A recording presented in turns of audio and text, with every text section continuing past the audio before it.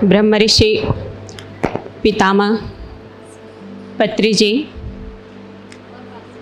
भगवान बुद्ध, सभी grand masters और यहाँ उपस्थित सभी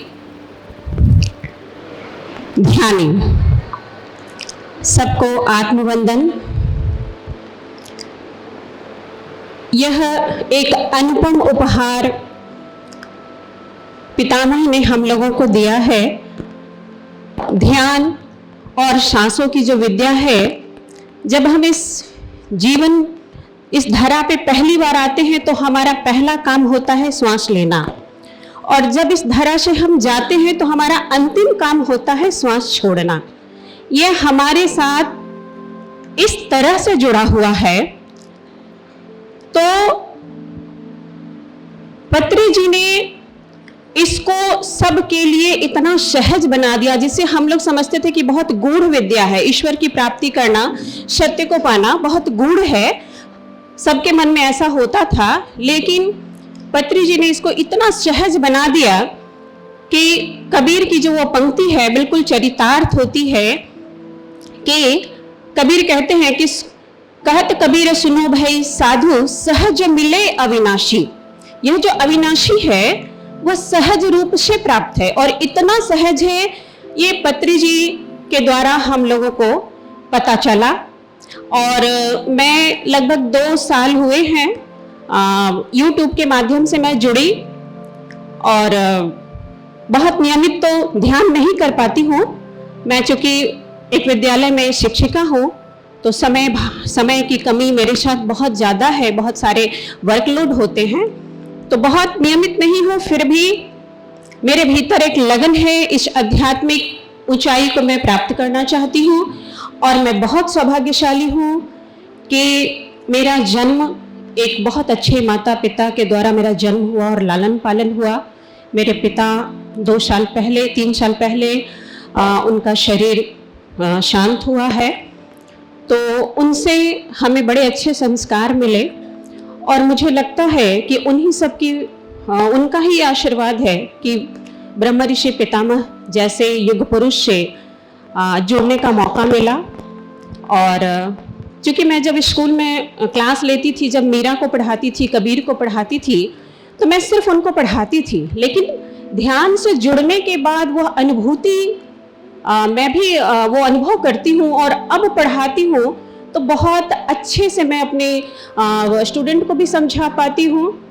और मैं विद्यालय में जैसे ही मैं क्लास में जाती हूँ मैडम, तो मैं सबसे पहले उनको 5 मिनट का ध्यान करवाती हूँ। जो जितना मुझे आता है, जितना मैंने सीखा है, तो मैं 5 मिनट का ध्यान करवाती हूँ। और मेरी बच्चियाँ, मैं गर्ल्स स्कूल में पढ़ाती हूँ, तो मेरी बच्चियाँ इतनी खुश होती हैं, और जब मैं सबसे पूछती हूँ तो कहती है मैडम बहुत अच्छा लगा। और जैसे ही जब मैं क्लास में जाती हूँ तो कहती है मैडम पहले 5 मिनट का वही करवा दीजिए।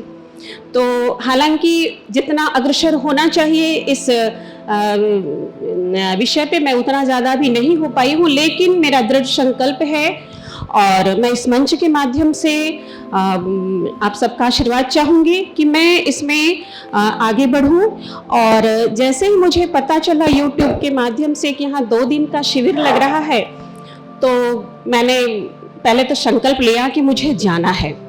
लेकिन घर में मेरे पति थे, उन्होंने कहा कि अभी घर की समस्या है, दिवाली आ रही है, सफाई है, प्राथमिकता तय करो कि तुम्हें क्या करना चाहिए।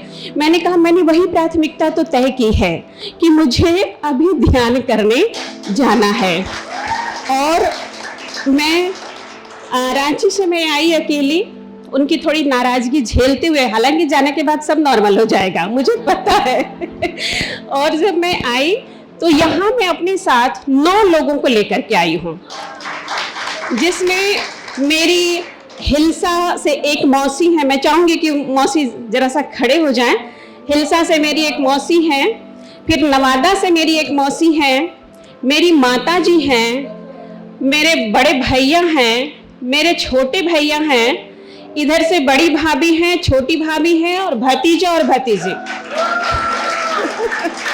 हाँ, तो ध्यान मुझे ऐसा लगता है, अगर मैं सरल शब्दों में कहूँ तो बचपन में हम लोग बाइस्कोप देखा करते थे और बड़े मजे से सर को घुसा करके और बायोस्कोप देखते थे, तो बहुत मज़ा आता था। हमेशा एक चित्र जाता था, दूसरा चित्र आता था।